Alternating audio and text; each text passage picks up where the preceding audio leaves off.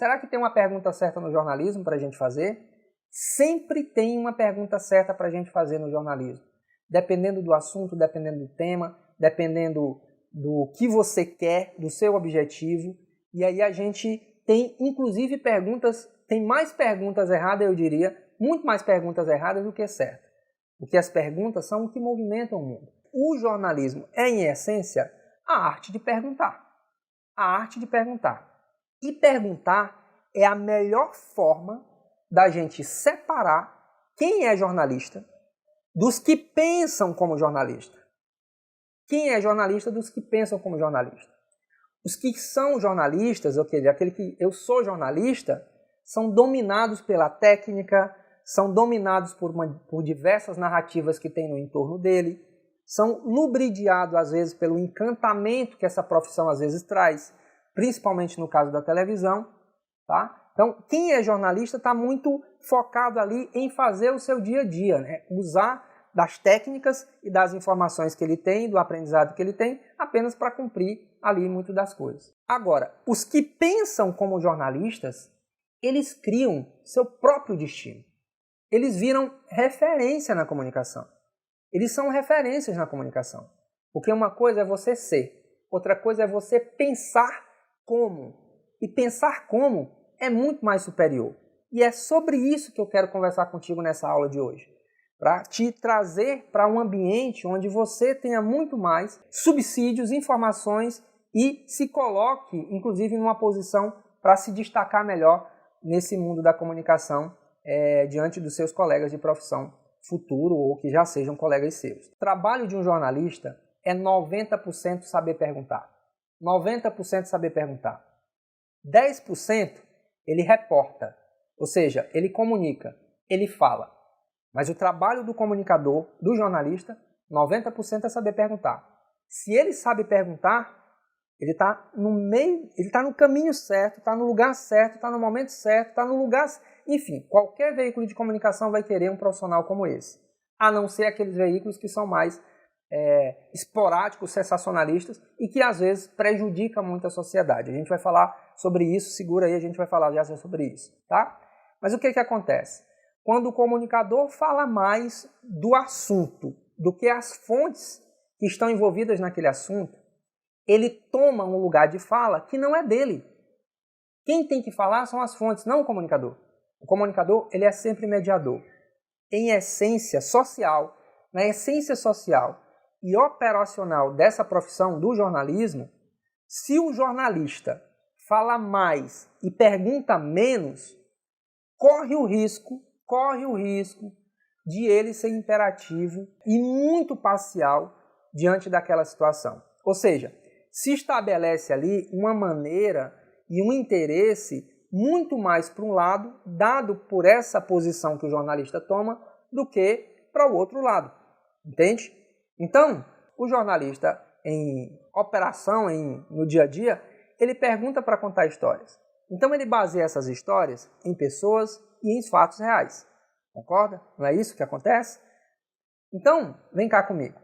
Não podemos julgar e nem tentar ser representantes absolutos da sociedade sem uma chancela, nem que seja tácita, da sociedade, certo? Dada pela sociedade.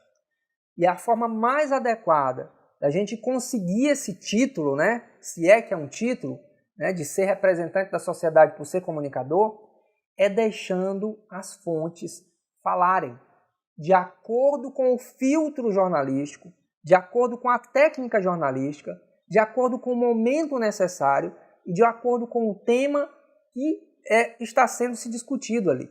A melhor maneira da gente ser jornalista, da gente pensar como jornalista, é usar da técnica que diz que a gente precisa deixar as fontes falarem e não eu ficar falando sobre os assuntos. Nós somos mediadores, tá? Essa conquista da gente falar representando alguém, né, na mídia, como um cara que ganha um programa de TV, que está apresentando um programa de TV, ou que é um repórter em uma TV, em uma rádio, vai muito além do diploma. Vai muito além do diploma, vai muito além de ser um apresentador de TV ou de rádio, cara. Não é isso, tá? Vai muito além disso. E qual é a grande questão nessa questão? Nesse detalhe, nesse contexto? A questão é que perguntar remete ao trabalho duro do jornalista. E às vezes é muito mais fácil, ao invés da gente perguntar, a gente dar a nossa opinião. Percebe que tem muita gente que fica dando opinião na televisão e no rádio, nos programas de TV? Pois é.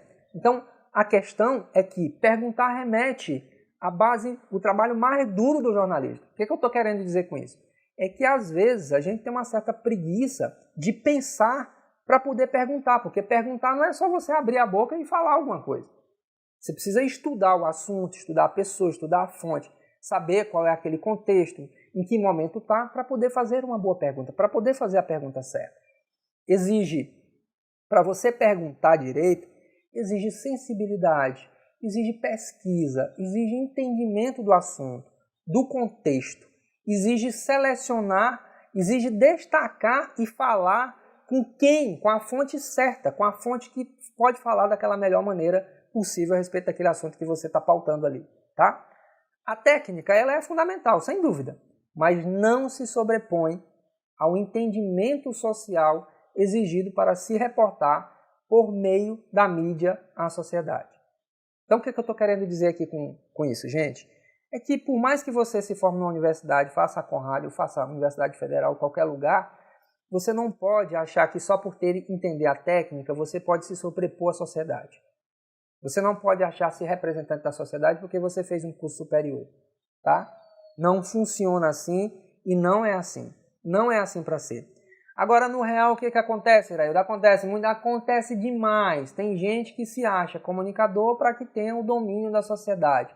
Muitos comunicadores, inclusive, se transformam políticos pensando nesse trampolim. Usam essa plataforma de comunicação para serem políticos, a gente conhece um monte.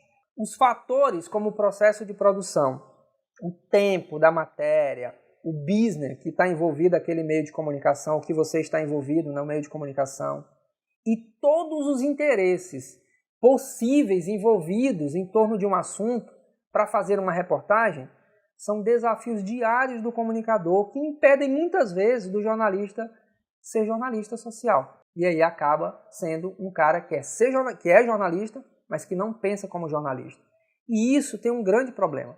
Isso fragiliza demais as relações e a confiança que a gente tem, que deve ter na imprensa, na mídia, através dos seus comunicadores. Que é você se tornar um pouco mais parcial. Você foge da parcialidade e vai muito mais para o parcial. Porque acaba que esses processos todos, se eles não forem bem entendidos, ou que você não estejam preparados, não só do ponto de vista técnico, mas de conhecimento, para poder lidar com isso e transformar isso em notícia, acaba que em algum momento isso vai falhar. Você vai falhar em não fazer a pergunta certa e não trazer o contexto certo para aquela notícia, tá bom? Então, qual é o caminho que eu devo seguir, Iraildo? O primeiro é que o mundo da mídia não lhe entorpeça. Primeiro é isso. Não deixe o mundo da mídia te entorpecer. Diante da humanidade que a gente está aí, principalmente diante da sua humanidade como cidadão. Primeira coisa é isso. Não deixa o mundo da mídia te entorpecer, né, te lubridiar, mediante a sua condição como ser humano, como cidadão. Respeite os direitos de quem lê você, de quem ouve você e de quem lhe assiste. O resto é técnica e trabalho duro todos os dias, tá? Então o primeiro caminho é esse. Nessa conversa eu quero aprofundar um pouco mais com vocês, né, lá no calabouço da história, para a gente apresentar alguns questionamentos que foram feitos e mudaram a humanidade totalmente. Mudaram a humanidade totalmente. E o que eu quero dizer, eu quero contar algumas historinhas aqui para vocês entenderem a importância de saber perguntar. Como talvez a pergunta que você não fez hoje para aquele entrevistado poderia ter sido, quer dizer, não foi tão boa, mas poderia ter sido tão boa que traria uma revolução. Tá bom? Então, eu quero que você preste muita atenção nessa parte. Vamos lá. Mas também vamos falar da superficialidade, né? Nessa aula de hoje também a gente também vai falar um pouco dessa superficialidade que a mal pergunta, que a pergunta ruim acaba trazendo para o jornalismo. Se você não pergunta profundamente, se você pergunta de forma superficial, você vai trazer respostas superficiais, tá? E o efeito disso no jornalismo. Qual é o grande efeito das perguntas ruins que a gente tem no jornalismo? Deixa eu aprofundar um pouquinho isso aqui com vocês. Vamos pensar aqui o seguinte, tá?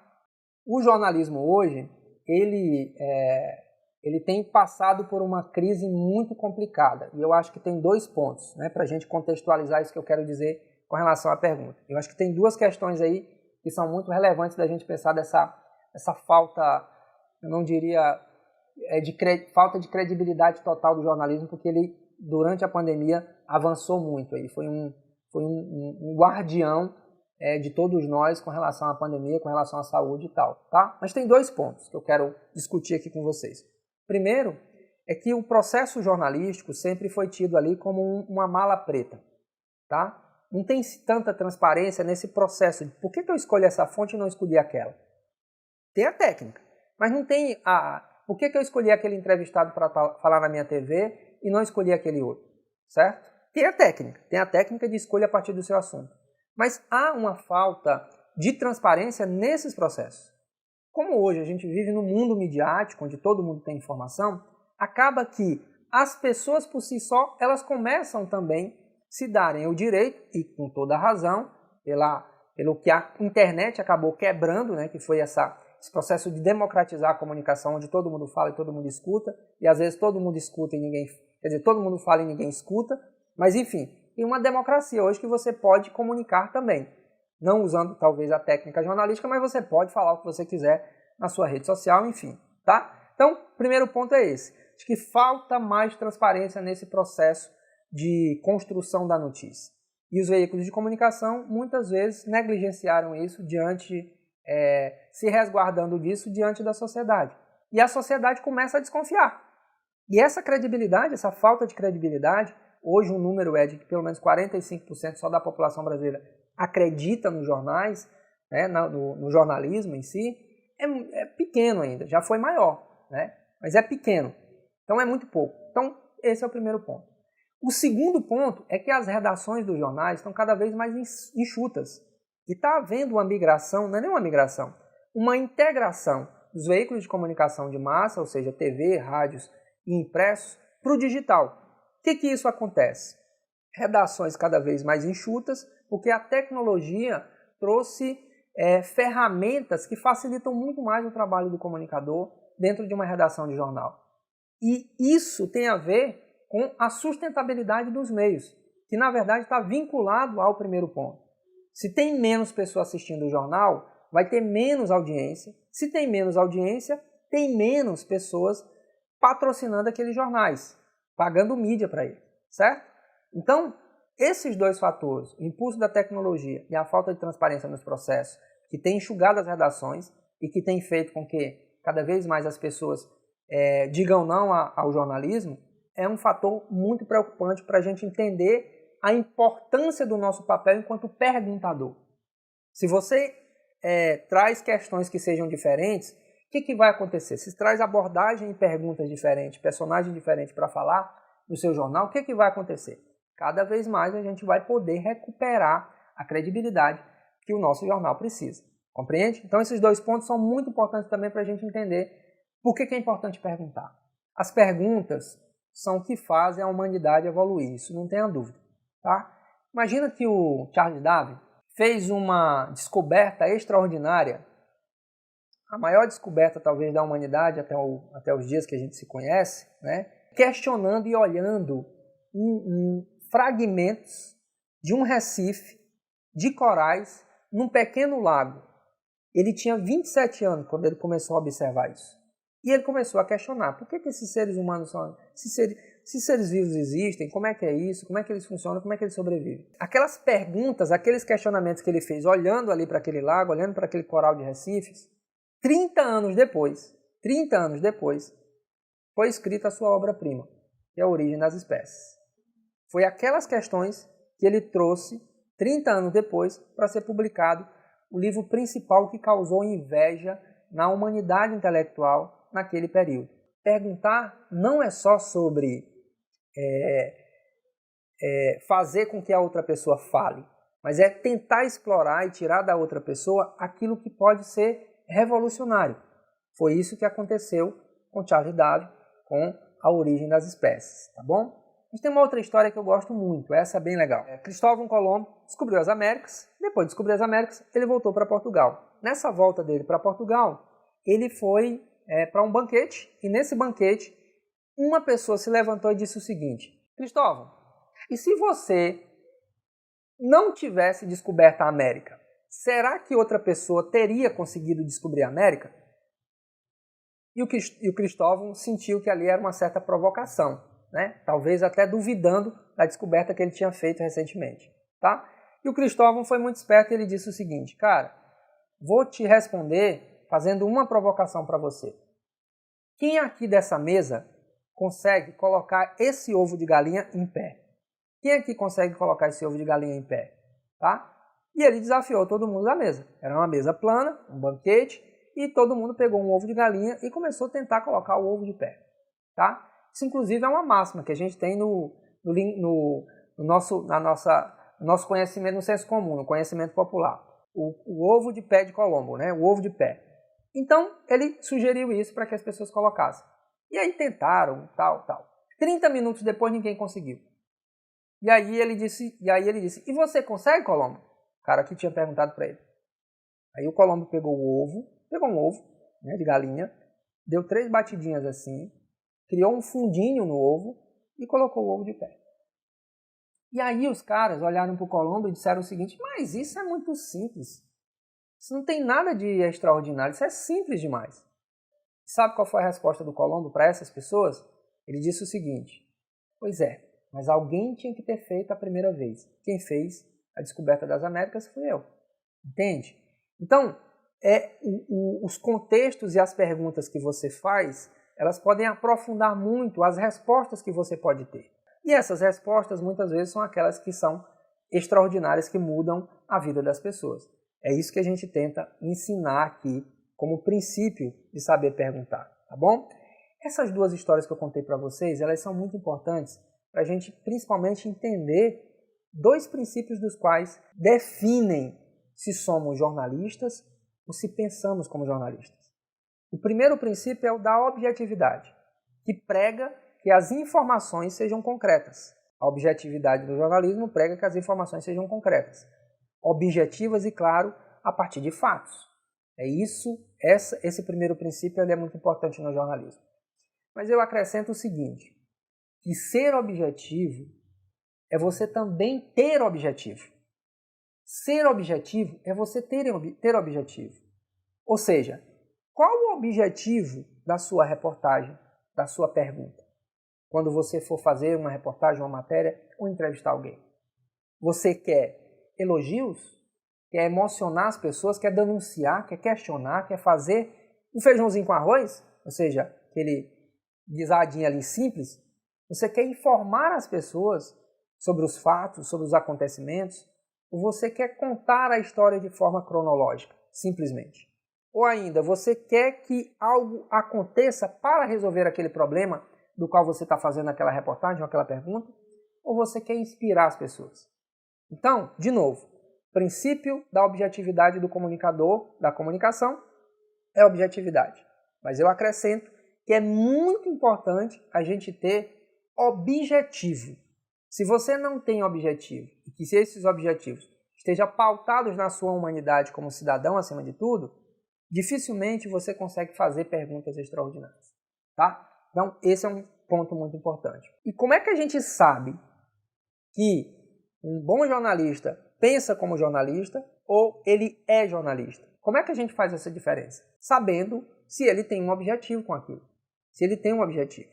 E esse objetivo, a profundidade desse objetivo é que vai dar a certeza de que ou ele pensa ou ele é um comunicador, ou ele é um jornalista, tá? O primeiro, quer dizer, o cara que pensa como um comunicador, como um jornalista, ele sabe o seu objetivo com aquela matéria. O segundo, ele só copia fórmulas, certo? E isso é muito fácil fazer. E esse cara que só copia as fórmulas, as mesmas perguntas, os mesmos roteiros, ele é muito fácil de ser substituído. Essa é a diferença. Aqui a gente racha um do outro e separa direitinho. Tendo o objetivo claro, suas perguntas podem direcionar as respostas para uma superficialidade que alcance apenas a casca do cérebro. Olha só, se você tem perguntas vazias, com certeza você não vai alcançar o âmago das discussões e nem vai trazer respostas que sejam realmente importantes para a sua matéria.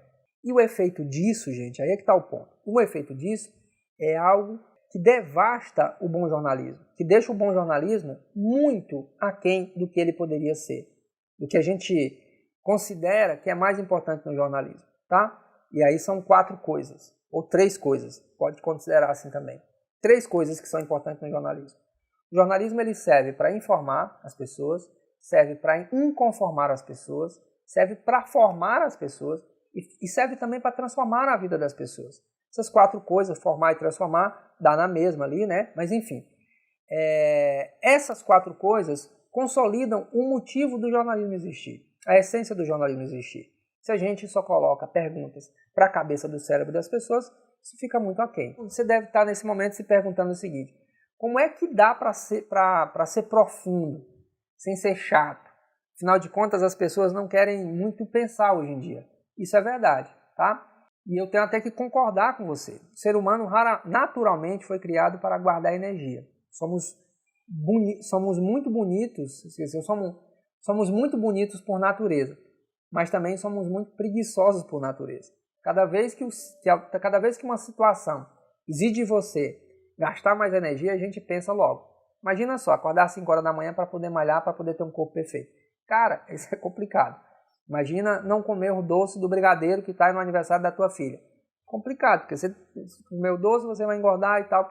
Então, a gente, por natureza, somos seres humanos que estamos cada vez mais reclusos a não gastar tanta energia. Isso é a nossa natureza, tá? De todos nós, tá? Então vamos combinar que o jornalismo tem muito colega que economiza mais energia para fazer boas perguntas. Então, muitas vezes, o problema do mau jornalista, das perguntas ruins que a gente tem no dia a dia no jornalismo, é preguiça.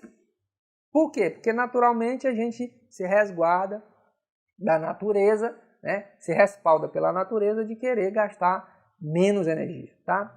Mas essa pergunta tem a ver com o princípio básico da comunicação, que tem a ver com aquele negocinho lá que vocês já conhecem, né? Que é aquela tríadezinha da comunicação, que é o emissor, mensagem e receptor. Tem a ver com isso.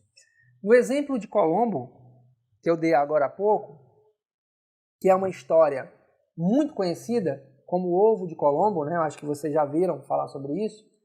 Há todos os elementos com um ingrediente que significa a mensagem e deixa inquestionável a resposta, fazendo os receptores entenderem o que Colombo quis dizer, certo? Então vamos lá, vem comigo aqui, para não ficar tão complicado. O papel operacional do jornalismo é perguntar. Para isso que a gente pesquisa o tema. A gente faz perguntas, a gente escolhe as fontes, a gente entrevista as pessoas, a gente pergunta as fontes, a gente grava esses conteúdos, a gente edita e a gente veicula, a gente reporta, a gente comunica. Não há como fazer jornalismo que ultrapasse a segunda ou terceira casquinha do cérebro sem que minimamente você pesquise para escolher pessoas certas e fazer perguntas relevantes. Entende? Olha só isso. Vou dar um exemplo para vocês.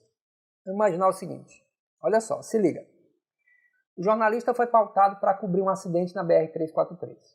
Chegando lá, ele procura a autoridade máxima que está lá no recinto, no acidente, um policial, e pergunta como aconteceu o acidente. Primeira pergunta do jornalista. O policial fala que a princípio foi uma imprudência do motorista e causou 2 mortes. O repórter continua e pergunta: quem são as vítimas? O policial responde: um casal, Maria e João. O repórter procura uma testemunha que viu o acidente e pergunta: você viu o acidente, senhor? Como foi o acidente? A testemunha responde que o motorista ultrapassou o caminhão e se chocou com um carro, né, na outra pista. Então, ele, o repórter, se dá por satisfeito com as informações que ele já tem. E ele tem o lead da reportagem. Então, ele tem quem? Vamos lá, vamos montar aqui o lead direitinho. O que? Ele tem o acidente. Quem? Ele tem 2 pessoas, um casal de pessoas que foram vítimas no acidente. Onde? Quando? No dia tal que ele foi cobrir o acidente. Então, já tem essa informação também. Onde? Na BR-343. Como? Se chocou com um caminhão. Um carro se chocou, uma moto se chocou com um caminhão. Por quê? Porque foi imprudência do motorista. Essa é a diferença entre quem pensa como comunicador e quem é comunicador, quer dizer, é jornalista, ou quer ser jornalista, enfim. O que acontece aqui? O cara, com as perguntas básicas, fez um texto baseado em respostas que são superficiais e levou isso para a redação, e com certeza essa matéria foi publicada numa TV, numa rádio, em nível nacional ou em qualquer outro lugar. Tá? Feito, pronto, tá tudo tranquilo. Matéria feita, ele cumpriu ali sua missão, foi aquela pauta que foi dada para ele, ele foi para casa. O que acontece aí nesse negócio? Gente, nesse exemplo, um texto com ar de sensacionalismo, imagens de cabeças e pés decepados, muitas vezes pode acontecer isso e a gente vê muito, repercussão do apresentador no horário nobre, né? E pessoas em casa informadas sobre o acidente. Entende? Então, esse é o cara que é jornalista. Esse é o cara que é jornalista. Agora vamos lá, tentar pegar aqui esse mesmo exemplo e como é que a pessoa poderia pensar como jornalista. Repórter feliz, né? Esse caso aqui, o repórter ficou muito feliz porque ele cobriu a pauta, ele fez a pauta direitinho e no final do mês ele vai receber o salário dele, o dinheiro vai cair na conta, tá tudo normal, beleza, show de bola, cumpriu a tabela, massa demais. E aí o seguinte, cara, não tem nada de normal nesse tipo de reportagem. Presta atenção aqui, não tem nada de normal nesse tipo de reportagem. Não é uma reportagem normal. Não é assim que o jornalismo tem que ser. Não é para isso que o jornalismo existe. Não é para dar superficialidade das coisas, tá? Por vários fatores que possam impedir que você seja mais profundo, mas minimamente você poderia perguntar coisas mais interessantes a respeito desse assunto, tá? Por quê? Porque o jornalismo tem a função de informar, inconformar, formar e transformar realidades, transformar vidas. Essa é a função do jornalismo, tá? Então vamos lá. Como é que eu, professor Iraildo, faria essas perguntas diante desse mesmo acidente, tá? Perguntas certas para cumprir o papel da boa reportagem, elas não exigem muito mais coisa do que isso. Mas antes de perguntar, você precisa saber escolher qual é o seu objetivo. Então, se o seu objetivo é ir cobrir um acidente na BR-343 e apenas colher superficialidades de respostas, da qual não traga uma possibilidade de que aqueles acidentes não aconteça mais naquele lugar, você fica na superfície. Você faz cosca na cabeça das pessoas. E no dia seguinte vai ter outra. E é essa onda que está acontecendo no nosso jornalismo. A superficialidade vem muito daí. Mas agora vem comigo aqui, como é que um repórter pela Conrad, formado pela Conrad, faria essa reportagem? É que um cara da Conrad faria essa reportagem. No caminho para chegar no acidente, esse repórter que foi pautado, formado pela Conrad, ele começa a pesquisar quantos acidentes aconteceram naquele lugar, qual foi o ano que teve mais acidente, se naquele mesmo ano teve muito mais acidentes nesse lugar, o que o poder público fez nos últimos anos naquela pista, se aquela população desejava melhorar a BR-343 em algum aspecto, começa a buscar informações sobre sinalização de trânsito, ele começa a buscar quanto foi investido, né, em educação de trânsito nos últimos anos, qual a última reforma da pista? Quais os bons exemplos no mundo que a gente tem sobre a educação de trânsito? Ou seja, o bom repórter, o repórter que é formado pela Conrad, ele vai muito além. Ele já chega no acidente com várias outras informações que vão melhorar com certeza as suas perguntas. A partir dessas pesquisas iniciais que ele fez, ele começa a fazer as perguntas e a primeira pergunta para a fonte policial seria o seguinte, olha só. O que podemos fazer para não ter mais tragédias como essa? E um policial talvez lhe responderia o seguinte, mais responsabilidade dos motoristas.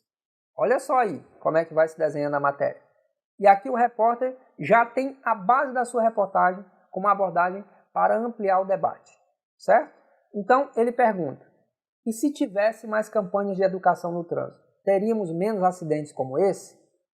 Aí o policial... Se o policial responder sim, o repórter tem uma reportagem muito especial.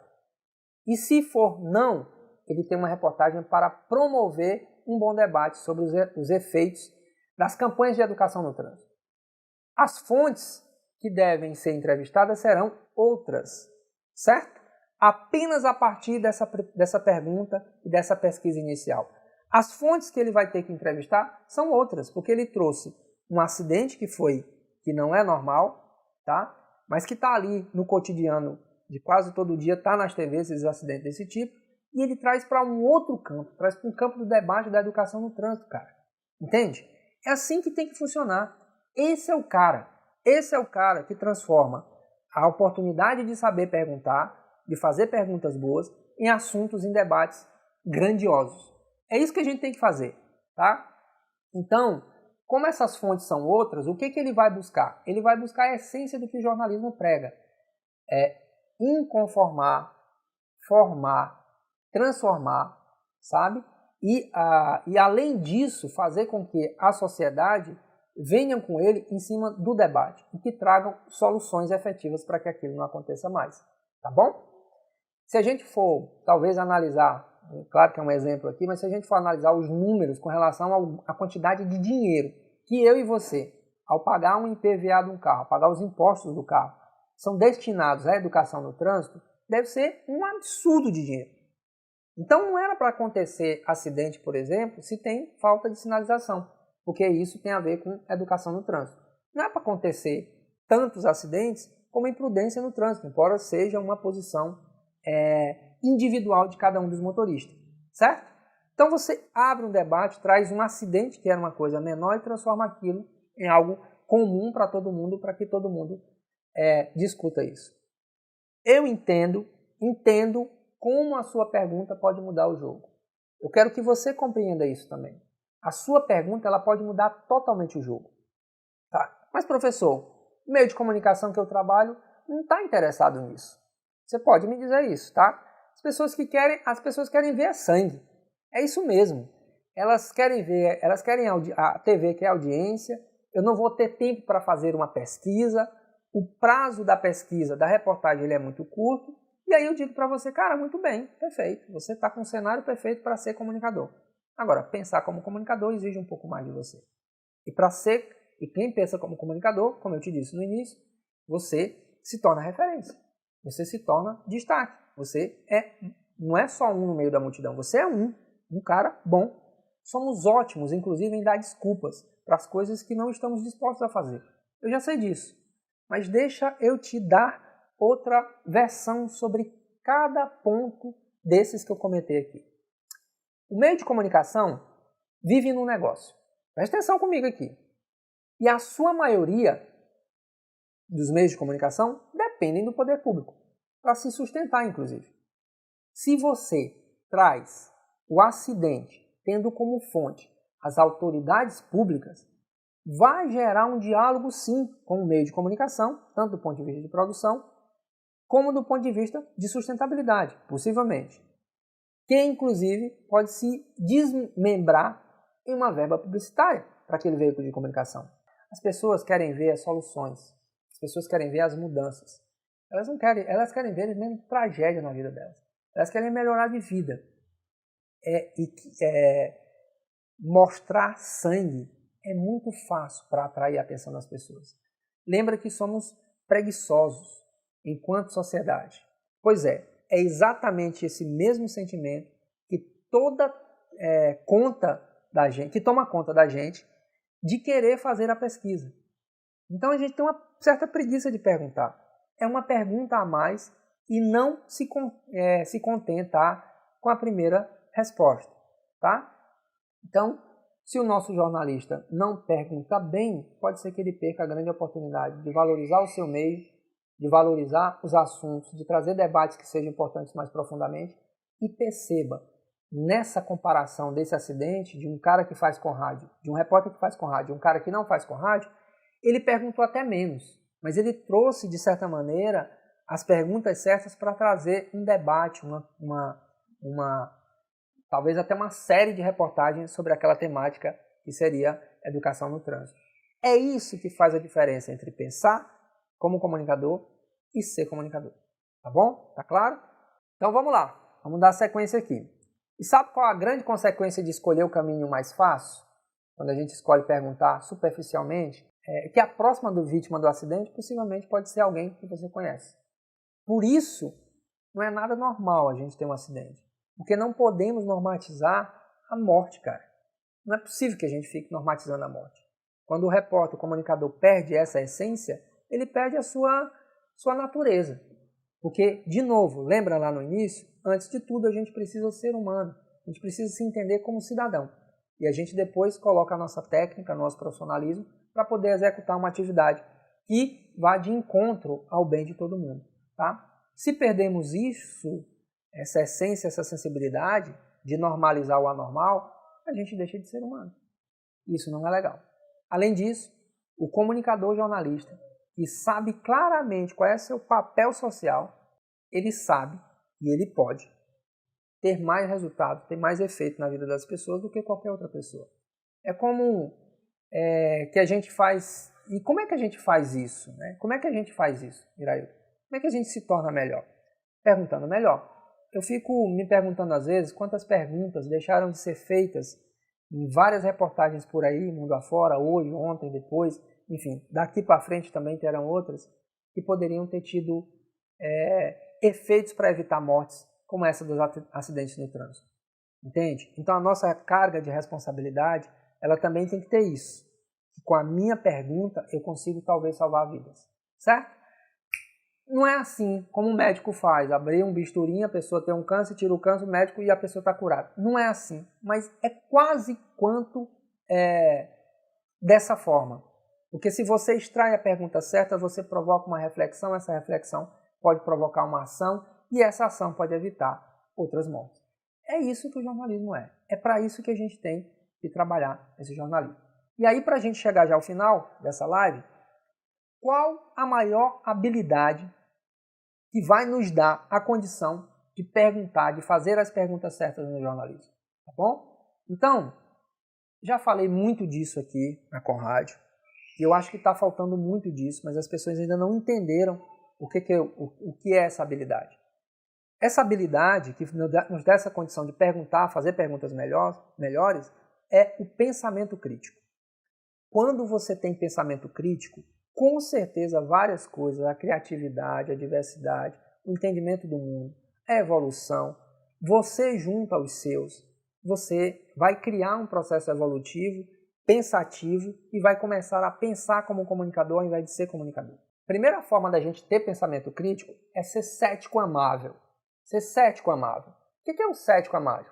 É preciso ser cético, mas de forma amigável. Porque se a gente for cético, irônico, raivoso, vai criar um problemão na nossa vida. As pessoas vão se afastar da gente. Ou seja, sem um olhar e o coração abertos e atentos, nós não teremos ambientes mais saudáveis, criativos, inovadores. E quando a gente cria esse sentimento de questionar, de ser cético sobre aquilo que está sendo dito, você se desvia inteiramente da primeira resposta. Você não se contenta com a primeira resposta. Agora, o que você não pode ser é arredio em cima dessa primeira resposta. Você pergunta de outra forma para trazer a resposta adequada. Então, ser cético não é quem duvida de tudo. É quem quer entender o assunto. É quem quer entender, quem quer colaborar com aquilo. E o nosso papel enquanto comunicador é colaborar, é fazer as perguntas certas para fazer uma boa reportagem e colaborar com a sociedade, para o desenvolvimento de alguma coisa. Você não está sendo pago por estar numa redação e sendo repórter de uma TV ou de uma rádio para ir lá, pegar um conteúdo, colocar aqui e encher o linguiça. Isso não tem efeito. É para entender, pensamento cético, é para entender que a gente precisa questionar, que a gente precisa se questionar muitas vezes e questionar a situação que está ali e não se contentar com a primeira pergunta. Então esse é o primeiro motivo da gente desenvolver essa habilidade do pensamento crítico. A segunda coisa é ter empenho na superação dos vieses cognitivos. O que são esses vieses cognitivos? Existem mais de 100 vieses cognitivos. Um dos vieses cognitivos que a gente mais conhece hoje em dia é o viés cognitivo da confirmação. Ou seja, quando você recebe uma mensagem no WhatsApp e você tem um conhecimento sobre aquele assunto e aquele assunto te agrada de alguma forma, certo? O teu viés cognitivo diz o seguinte: eu vou partilhar porque eu acredito nisso aqui. Mas talvez aquele conteúdo que você partilhou embora você acredite naquele conteúdo, né, talvez não poderia, talvez tenha sido uma fake news, entende? Então esse é o viés mais usado hoje em dia por conta, inclusive, das redes sociais, tá? Vamos nos aprofundar um pouco mais nesses vieses cognitivos, né, da criatividade principalmente, lá no futuro, porque eu quero gravar uma aula só sobre criatividade no jornalismo, e vai estar muito legal isso aí, tá? O terceiro é fundamentação e lógica. Para a gente ter pensamento crítico, a gente precisa ter fundamentação e lógica, argumentação e retórica. Esse é o terceiro. Ter senso lógico é perceber que as coisas não são como são, porque elas, assim, é perceber a lógica das coisas. Nos Estados Unidos, está acontecendo um processo no jornalismo muito interessante, que é baseado no fato, né, no fato. Aqui no Brasil a gente tem andado muito para isso também, baseado no fato. Então, quando Donald Trump mentia, falava na televisão ou em qualquer outro veículo para as sociedades ou nas redes sociais que a vacina não funcionava, a vacina não funciona, os veículos de comunicação tradicionais, em cima dos fatos, eles têm feito, eles não têm dito o seguinte, não foi como o presidente da República disse, eles dizem, o presidente da República mentiu, porque é um fato, a vacina funciona. Aqui no Brasil, a gente tem muito medo disso. E sabe qual é o problema? Que às vezes a gente não tem toda a segurança do mundo, a gente não tem um argumento, a gente não tem a retórica jornalística adequada para poder falar disso, tá? Hoje em dia, a Globo está aí muito pautando e dizendo que determinadas autoridades mentem. E isso é importante porque traz a credibilidade da comunicação, traz a credibilidade do jornalismo, desde que você tenha senso lógico, retórica, pesquisa, claro, e, obviamente, a argumentação certa de fazer isso junto a uma matéria jornalística, junto a um conteúdo jornalístico, tá? Então, o que é que eu quero dizer para vocês? A argumentação e retórica são essenciais e também colocar seu ponto de vista sobre um determinado assunto. Isso é importante, seja na discussão de uma pauta ou seja em uma coisa, como eu falei há pouco, tá? Esta dinâmica é você tirar significados do cenário e construir outros novos cenários. Então, retórica, argumentação é fundamental para que você construa outros repertórios, quer dizer, aumente o seu repertório, mas que também construa outros cenários a partir das conversas que você tem. Quarto, como é que a gente tem pensamento crítico? Quarto ponto, repertório. Não há como você ter pensamento crítico se você não lê. E quando eu falo ler, não é você ler, pegar um monte de livro, como eu tenho aqui, um monte de livro, enfim, não é ler livro somente. Não é somente ler livro. Embora eu acho que os livros ainda são a grande fonte de riqueza, desconhecida por 1 milhão de pessoas.